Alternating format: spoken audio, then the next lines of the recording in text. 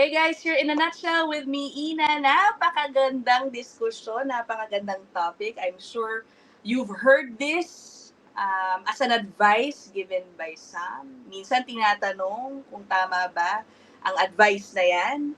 Ang sinasabi na, kapag ikaw ay meron ng magandang trabaho sa Pilipinas, maganda na ang kita mo, komportable ka na doon, huwag ka na raw mag-Canada. Okay? I will be talking to two persons on different cameras. I think first time ko to na two separate windows, tatlo kami in total And I specifically asked these two to discuss this with me because they actually did it. They left good paying jobs back in Manila for Canada. Okay, they moved their families here. So kakamustahin lang natin sila and also get their thoughts about this forever topic of discussion yan. Again, kung maganda na ang iyong trabaho sa Pilipinas, dapat ba mag-Canada ka pa o hindi na? So anyway, welcome back. Yes, back because I've had these two in the channel. Charles Amoroso and Paolo Behasa. Wait, i-adjust ko lang. Yan. Hi guys! Hello. Ang ganda ng format Hello. natin ngayon, no? Yeah. Ayan. Okay.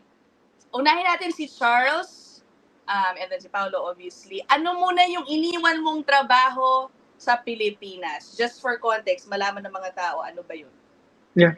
I used to work dun sa isang local bank sa Philippines, or technically hindi local, but international bank sa Philippines before nagpunta dito. So I was heading like a department back then. At medyo maganda naman yung work. Tapos medyo mas parang easy. Tapos mas maraming time sa family. And before kami na lumipat dito, yun yung ano na. Oh, I think parang humble pa tong pa-humble syempre, no? Si Charles. But, kumbaga, it is a good paying job. It was a good paying job, Charles. That was enough to provide for your family's needs. Okay? Anong size ng family mo, Charles? Yeah. We are 4. So meron akong 2 anak. And yeah, totoo naman din yun na somehow enough siya for parang pang araw-araw. Hindi naman talaga yung, alam mo yun, yung like others na parang siguro malaki-malaki. Pero just enough, no, for us. Family of 4. Iyan. Okay. O si Paolo naman. Ito. Pao. Ulitin mo. Dahil natanong ko na to. Paolo was one of my very first interviews sa In a Nutshell. Tell us again, what were you doing back in the Philippines before you moved to Canada? Yeah, for me, yung last work was from one of the large insurance companies sa Philippines. I was a regional head there. But my exposure is morely on call centers, BPOs. So I've been a seasoned senior manager already in the Philippines. Okay. Oo. Si Paolo medyo open siya sa kanyang naging sweldo back then. Not to give specifics, pero Paolo, parang more than 200. Tama ba? Doon, well above it, ang sweldo mo. Yes. Okay. Same with Charles, I assume. Dahil tumutungo rin si Charles, no? Above it. Yeah. Okay. Definitely. What do you think about those? Ito na tayo sa topic natin, 200,000 pesos, more than 200K na sweldo back in the Philippines. Many would think, oh my God, ang laki na nun. Bakit ka pa umalis ng Pilipinas? Sino ba unahin ko? Sige, Paolo, ikaw naman ang una. For me, yung talaga napadecide kami is yung during pandemic, as I mentioned last time, right? During pandemic, ma-realize mo lang na, kahit anong establish yung company mo, pag hindi prepared yung company and even yung country mo, iba lang yung yung effect compared sa isang developed na country. Tapos for us to decide din kasi, sa amin kasi parang dalawa kami ni Tim, di ba, yung wife ko. So yung wife ko naman, she's doing okay, but I guess yung earning potential niya if we move to Canada and she goes to nursing, which she did, para yung plan A namin una, para mag-flip over lang parang kung hindi ako makakuha ng magandang job, siya naman yung may magandang job. So, in a way, parang same scenario. Na nangyari lang is parang maganda lang is parang kami nakakuha ng magandang job. So, nakuha niya yung nursing niya, yung tapos ako na nakapag-integrate agad ako sa workforce dito, same field nung expertise ko.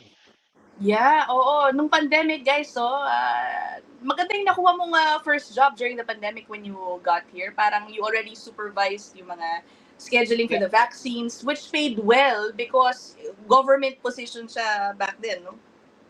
Yes, so government position siya. Tapos related siya doon sa experience ko yung workforce management, so mga scheduling. So yung una yung scheduling nga ng mga COVID vaccines sa BC. Yeah, okay. How about you, Charles? I think I asked you this also when I interviewed you. Yeah. Why did you leave the Philippines? For me naman, it's more of like it's not really about yung sahod. It's more of like, again, for the future of the kids as well. Like most people, no, yun ang sinasabi nila. At the same time, yung safety din ng family ko. Because at that time, like I mentioned before, na may gulo dun sa area. And up to now naman meron pa rin. Pero that's one of the main reason kaya din naisip namin to move out of the country. Kasi nga we feel na ng wife ko na it will be better for us or mas madaming opportunity for the kids kung nandito sila. When I say opportunity, what I meant is marami silang choices. Medyo limited kasi yung choices sa Philippines. Pag nandito sila, at least they have the best of both worlds din. Ano? May Canada plus yung Philippines. Plus definitely yung safety nila, in my perspective, is parang much better, mas secure compared ko nandoon. Oo. How many years na kayo nandito, Charles? Almost 3 years na. Oo. So far, seeing what you've seen, do you think you made the right move? Or meron bang konti ding regrets na sana naisip ko muna to bago ka umalis ng Philippines? Magandang question yan. Ano?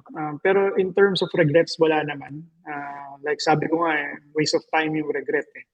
Pero in terms of siguro kung looking back, no, what we could have done better siguro is sana mas maaga kami pumunta dito. Okay. Oo. Tingin ko yun yung mas tamang decision when we were much younger.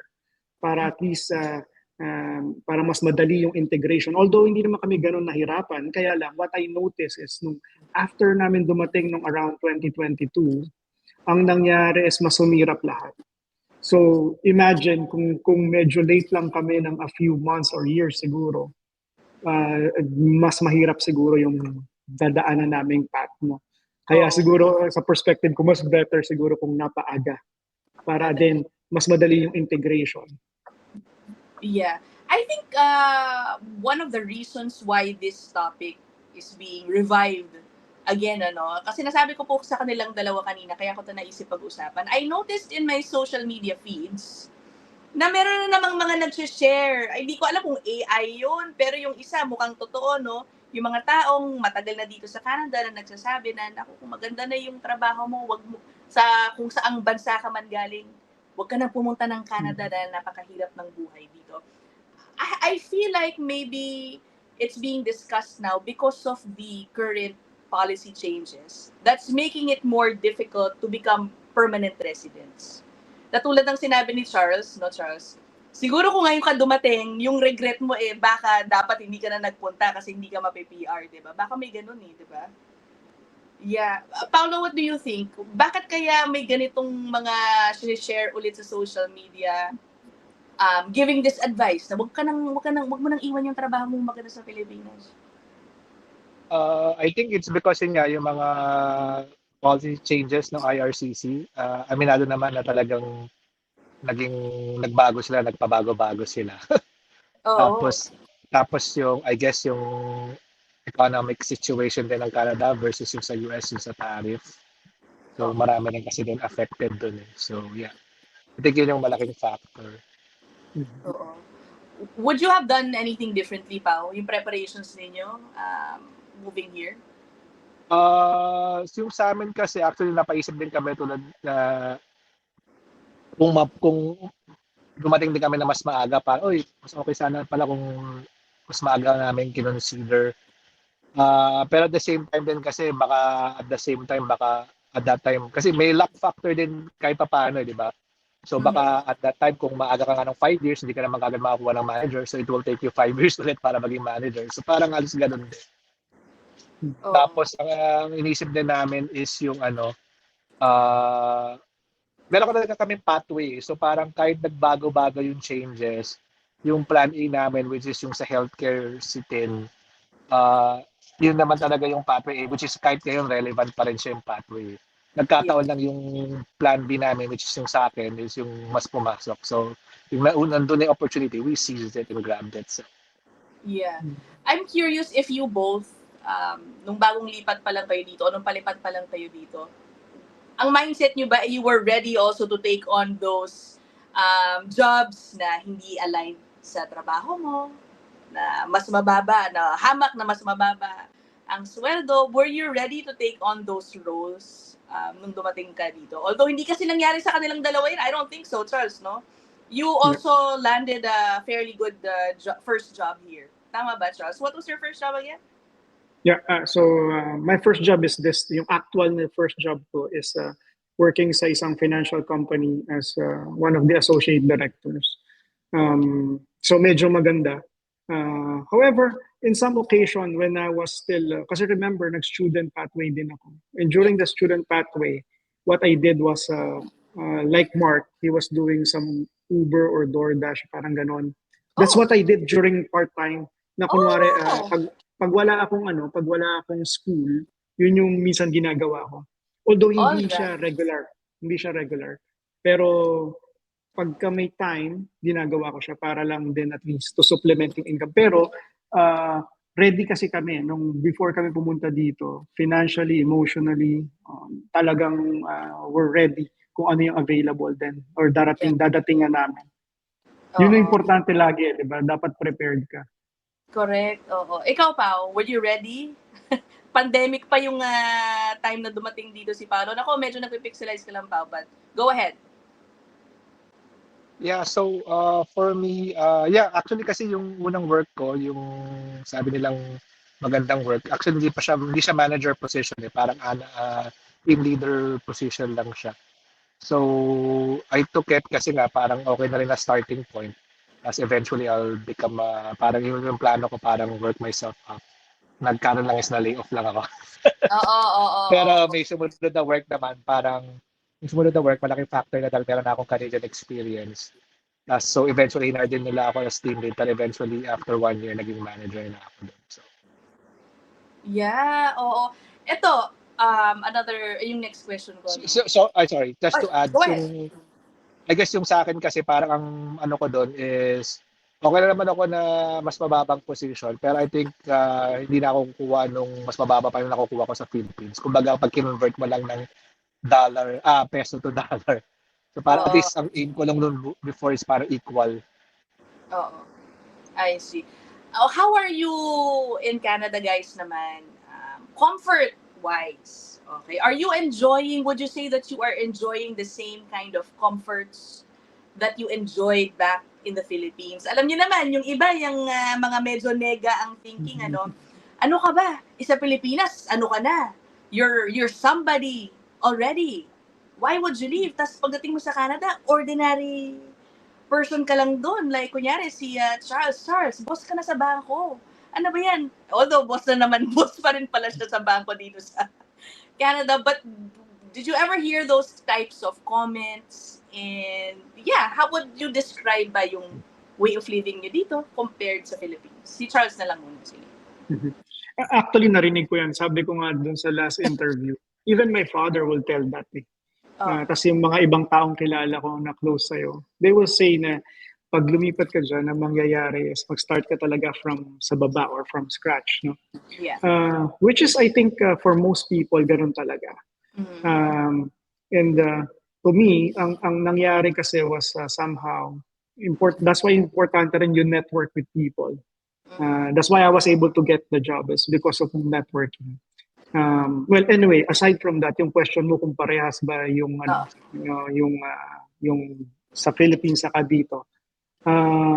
I think the only difference, parehas lang sa tingin ko or much better pa nga. The only difference is yung mall. Hindi na kami masyado nakapag-mall. Kasi yung mall dito, well, kung nasan kami, no, medyo maliit kasi yung mall. Hindi katulad sa Philippines na medyo kahit saan ka magpunta may mall. And one thing siguro sa akin na kailangan ko mag-adjust is usually in the Philippines kasi you can go out every day with your friends. No? Dito medyo na-experience ko din yung katulad na sinasabi ng maraming tao na medyo mas mataas yung work, medyo mas marami yung work. Kasi way back home, it's more of directing lang or leading lang yung team. Dito somehow, siguro 50% or more sometimes, nag-work as in gumagawa kahit ako ng manager kailangan at boss ka na, no? Director ka na. Yes, gumagawa pa rin. Hindi lang yun sa akin, kundi kahit yung mga mas mataas, ganun din ang ginagawa nila. Meron talagang portion na kailangan mong physically gumawa ng actual na work. Hindi katulad sa Philippines normally, di ba yung iba, ano na lang yun utos-utos na lang. Dito, hindi siya ganun. Oo. In that sense, Charles, how do you feel about it? Feeling mo nalugi ka ba dito sa Canada kasi sa Pilipinas, utos ka na lang na utos? Pero kasi, even before that, alam ko na kasi na talagang sa ibang country talaga, pagdating sa kahit na mataas ka na, gumagawa talaga. Nagtatrabaho talaga. When I say nagtatrabaho is physically nag-work or may kumbaga sa computer may keystroke na pinipindot, hindi katulad sa Philippines na iba. So somehow may idea na ako na ganun talaga. Hindi na ganun kalaki yung adjustment na kailangan kong isipin. Pero again, naisip ko na talaga ahead of time na ganun yung mangyayari. Yeah. So medyo prepared naman din ako dun sa ganung situation. Oo. Ito si Paolo, alam ko sa Pilipinas, he's a car enthusiast. Yan. Kumbaga, alam mo, that's a hobby for those who can afford it, di ba? Baka yung friends mo sinasabi, paano mo na masusustain yan? Yung hobby mo yan sa Canada, baka masyadong mahal yun, hindi mo ma-afford. Yung mga ganun ba? Yung mga ganun bagay, Pao. Paano mo sinasagot yan? Yung sa akin kasi, yun nga, mahilig ako sa cars. Actually, yung mabigat sa akin kasi yung ginamit namin papunta dito, yung binenta ko yung 86 ko na sa Pinas, yun yung ginamit namin pang tuition dito. Yung pang design. Tapos, yun, nakabawi na rin na after 4 years na nakabili na ako ng parang project car ko just recently. So mayroon na kami yung car care of the company but kumuha pa ako ng isa na project car. So may go signal na ako from Twin na bumili. So ano naman, in terms sa kotse, pareho lang halos yung cost kung tutusin kasi dito mas mura pa nga yung kotse dito pag compare mo sa Philippines pag direct conversion. Tapos mas marami kang selection dito kasi mas maraming brands dito. Except China, walang China brand dito. Pero yung other brands meron dito. So mas nakakapili ka. Okay. Tapos then yung sa naman, yung adjustment, yun. So for us, kumbaga yung sa car, yung sa hobbies ko, mas okay dito. Tapos yung sinabi ko nga before din, yung mga parks. So imbis na mall nga, naging parks naman siya. Yeah. Yung mga pinupuntahan, tsaka yung mga, lalo na pag nandito ka sa Vancouver, marami talaga mga sites, yung mga magandang tignan na places. So minsan lately nag-drive ako, papark ko lang yung kotse doon, tapos backdrop yung bundok, ganon, o yung dagat. So ganon yung mga ginagawa ko lately. Sa work naman, same din ang experience ko dito. Dito kasi pag gumagawa ka talaga ng mga gawain ng tao, mas lalo pag naka-leave sila. Wala na ibang gagawa kundi ikaw. So pag may naka-leave tapos may nag-sick leave pa, so dalawang tao na trabaho yung gagawin mo plus yung sarili mo pang trabaho. Oo. Do you think, Pao, if hirap kayo ma-PR, you would have regretted coming to Canada? Siyempre malaking factor yung pag na-PR ka na. Oo. Parang talaga nabututan ng tinik eh. So, lahat ng uncertainties and everything, lahat ng mga, ay, save muna ako, baka umuwi pa kami, ganun. Mawawala lahat yun eh, kasi parang mangyayari na parang, oh, makakapagplano ka na for your next steps and everything. So, yun talaga yung malaking factor pag na-PR ka. Oo. Malaki talaga yung, yung burden na mawawala sa bigat na nararamdaman mo. Totoo. I truly think, as I mentioned earlier, na yun ang isa sa factors that could make somebody, obviously, somewhat regret moving kung hindi maging PR. Of course, they will gain experience, pero syempre, ang ultimate goal ng marami is to reside here for the longer term. Kaya nga siguro maraming nag-a-advise ngayon na wag muna kasi nga mahirap ma-secure ang permanent residency ngayon. Do you have friends, maybe any of you, who are asking, Oy, Pao or Charles, okay pa ba? Yung mga ka-level, ka-grupo ninyo before, no? Okay pa ba mag-Canada? Ngayon, what do you tell them? Meron ba, Charles? Sige, Pao. Yeah, sabi, nagtatanong ako, sabi ko lang, basta may yung talagang tinatawag kayong pathway, I guess go for it kung gusto nyo. Mahirap kasi yung sa iba yung parang yung pupunta dito tapos dito pala maghahanap ng pathway. Medyo mahirap yun kasi sana kung pabago-bago. At least sana kung pupunta ka dito, may parang at least one or at least two siguro na mga sure na pathways na pwede mo na kagad applyan or abangan na to wait for experience or points or something. Yeah. How about you, Charles? Yeah, marami nagtatanong. Marami akong friends na nandyan sa Manila. Nagtatanong nga sila. And ganun din ang sinasabi ko sa kanila, katulad ng sinabi nga ni Pao, na make sure targeted yung pupuntahan nyo. Alam nyo na yung kunwari, yung experience nyo aligned doon sa province na yon. Kung kunwari finance yun, most likely it will be Toronto or probably Halifax kasi nandito na yung iba. Pero all I'm saying is dapat hindi siya yung parang pagpunta mo dito tapos saka ka pala mag-iisip kung saan. Dapat alam mo na beforehand. Saka tama yung sinabi ni Pao na dapat hindi lang din parang isa lang ang tinitignan mo. Dapat at least, kung pwede nga, kumpleto yung alphabet gawin mo. Kasi talagang medyo mas mahirap ngayon compared before, no? So, yun yung lagi ko rin sinasabi sa kanila. Saka hindi lang din yun, dapat prepared din yung, again, laging preparation dun sa finances nila, di ba? Yung mental nila. Kasi mahirap kung mag-isa ka lang, wala ka namang kausap. Ang maganda nga ngayon, at least kahit pa paano, merong cellphone, di ba? Yeah. Na makausap mo. Pero imagine kung kunwari namumroblema ka, tas you need someone.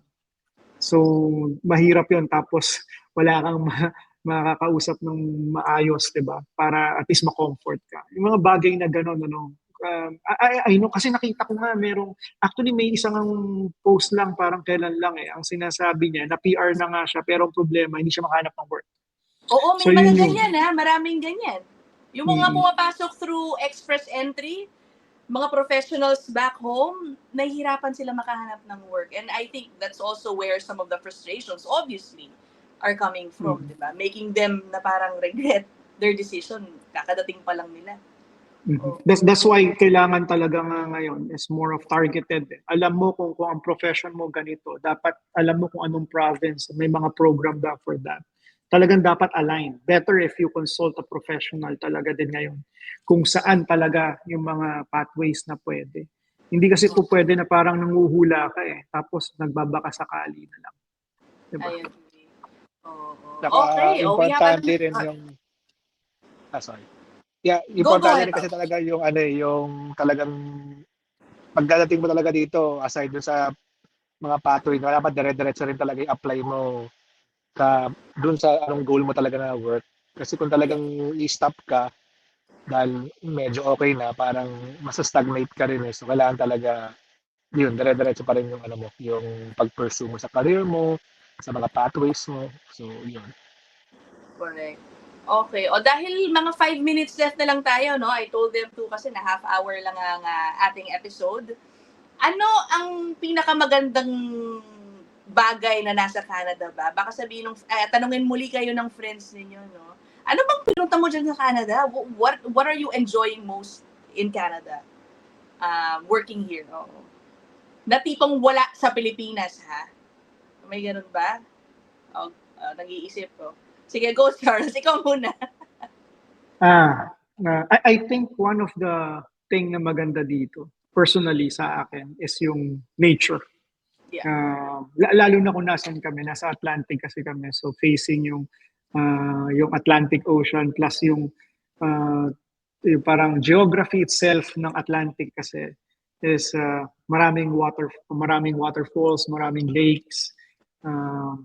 Tapos although much better pa rin ang Vancouver pagdating sa weather, but somehow much better yung Halifax compared dun sa other parts ng Canada. So I think that's one thing, yung nature. And I think aside from yung physical na bagay, no, ang isang bagay I think that will na magbe-benefit ang isang tao pag pumunta siya dito sa Canada is what Canada gives you, not just Canada but other places gives you, is better choices eh. Kumbaga mas marami kang choices sa buhay mo. Kumbaga kunwari, not just for myself but for my family, for my sons, diba? Ang possible na mangyari is in the future they have a choice whether they want to stay here or they want to go sa Manila. It's up to them. Pero remember, 'di ba? Kung nandun ka lang sa Manila, yun lang ang choice mo eh. Medyo mahihirapan ka na at least for them na open up yung opportunities na pwede pala ako magstay kahit sa ang part ng Canada plus kung gusto kong pumunta sa Manila, I can do it, no? Kumbaga, tas plus yung education, I think that's one thing na maganda rin dito. Yung we know that already na world class yung education dito. So for your family, mas ahead na sila compared sa other people na kahit na nag-graduate pa sila, diba, sa magandang school sa Philippines, medyo iba pa rin pag nandito ka. May advantage sila. Although alam mo Charles, meron akong personal take dyan, no? Feeling ko there's something that needs to be done with the accreditation system sa mga universities natin in the Philippines. Kasi sa totoo lang, ako, for me, ang tatalino ng mga graduates natin sa mga universities, yes, no? Kumbaga, they're the same quality. Sabihin mo na, no, yung universities dito and sa Philippines. It's just that for some reason, because of the locations, mas ina-acknowledge yung mga degree here in Canada. And I think that's what Charles is also trying to say, no? So yung opportunities, even if pareho ang quality, sabihin mo na, for me, no, mas maraming maaaring mapuntahan itong dito nakagraduate sa Canada. That's the sad reality of it, no? I hope eventually ma-work out yun. I don't know nga, accreditation ba yan or what? But anyway, yeah.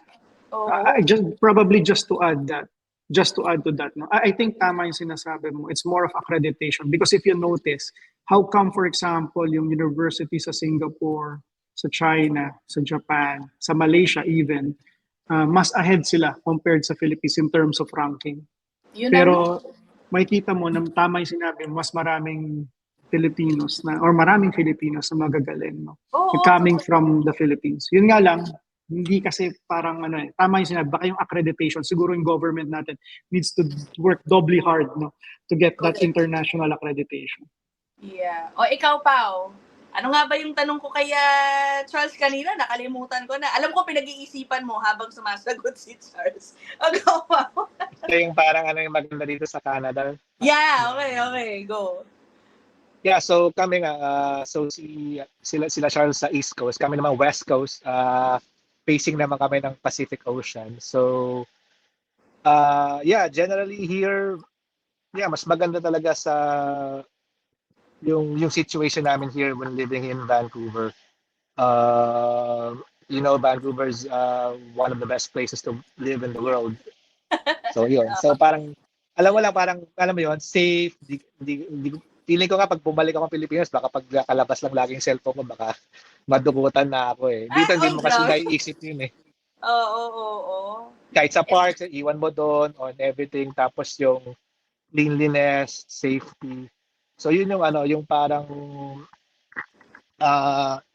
pumunta ka dito, yun yung parang unang makikita mo na parang, okay pala dito.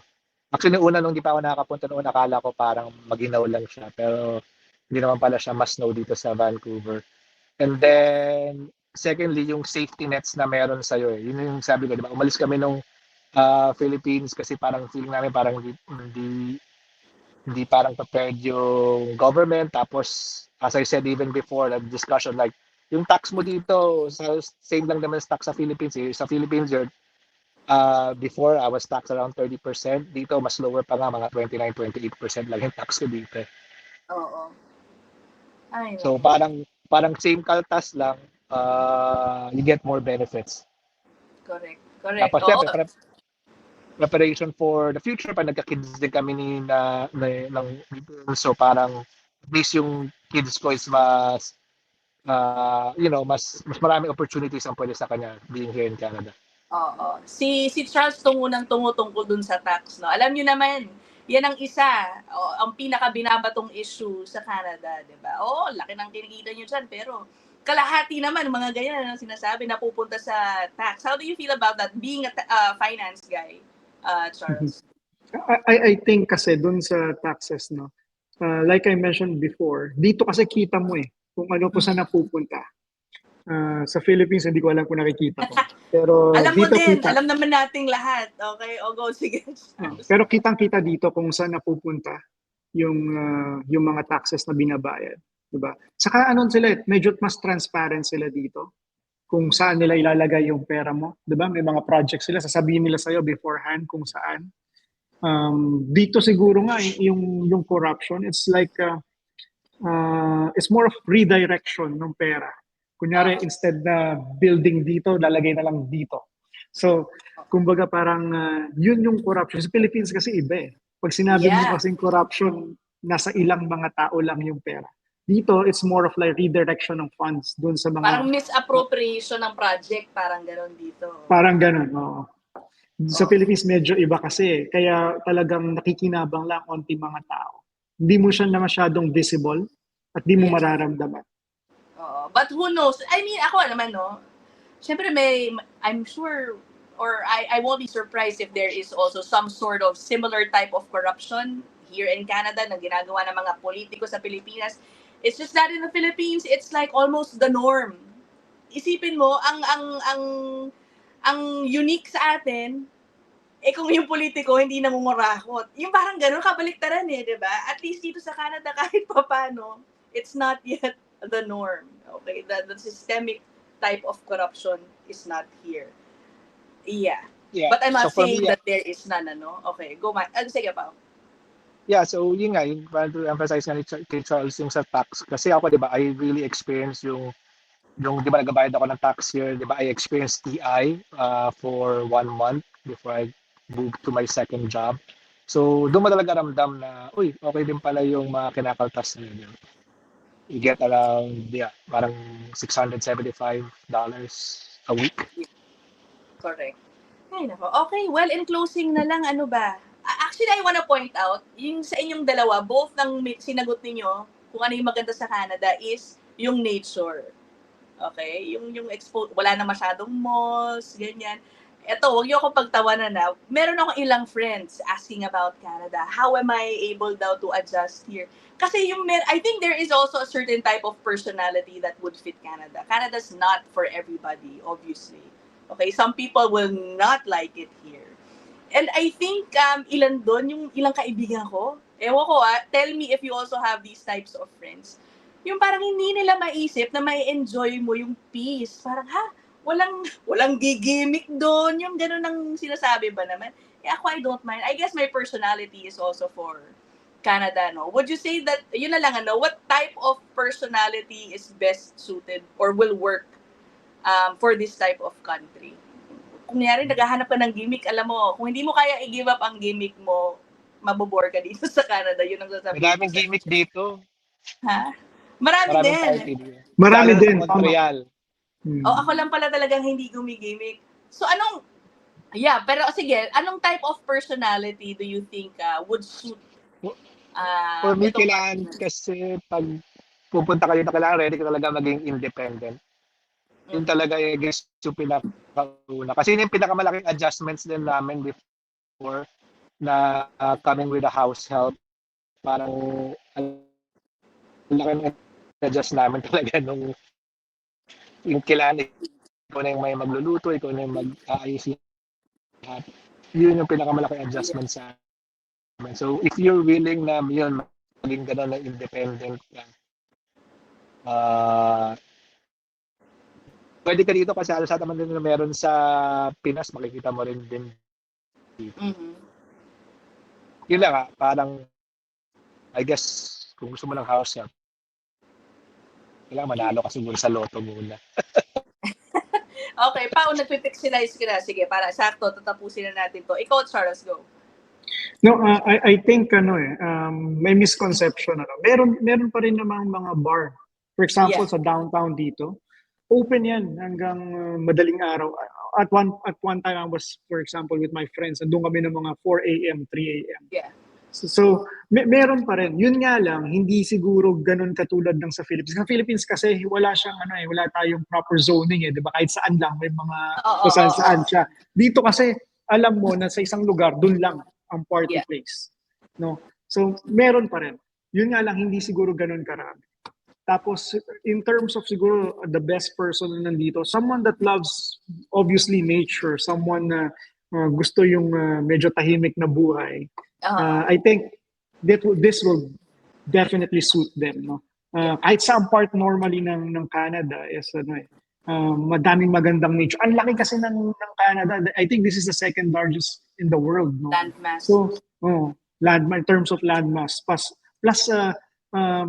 remember, 'di ba? Left and right, may Pacific and may Atlantic Ocean ka. So, ibig sabihin kahit saan ka magpunta, definitely in terms of nature, walang question. I think saka sa lakes, 'di ba? I think someone who loves lakes, I think this is also one, right? If a number 1 or number 2 na pinakamaraming lakes sa buong mundo, 'di ba? So that is also one thing that they should look at, no? So, ang daming adventure. If you want adventure, alam mo, dito ko lang na-experience na nagda-drive ako ng 300 kilometers or more. 'Di ba? Parang sa Philippines, hindi ko gagawin yun. Oo.